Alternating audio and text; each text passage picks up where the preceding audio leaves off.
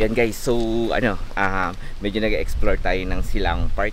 Ngayon nasa malapit tayo sa Tagaytay.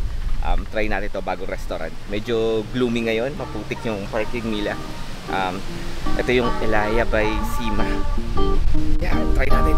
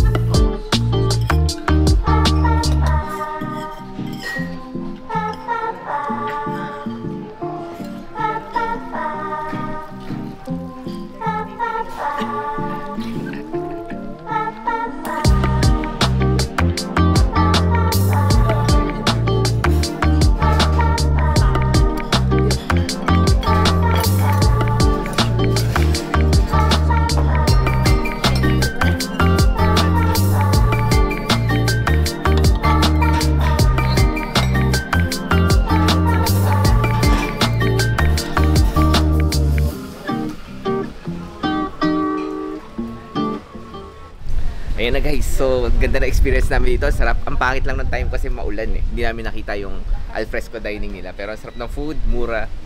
Mura siya for a big group ha. So yun lang. So if you like this video, don't forget to subscribe. See you on my next adventure.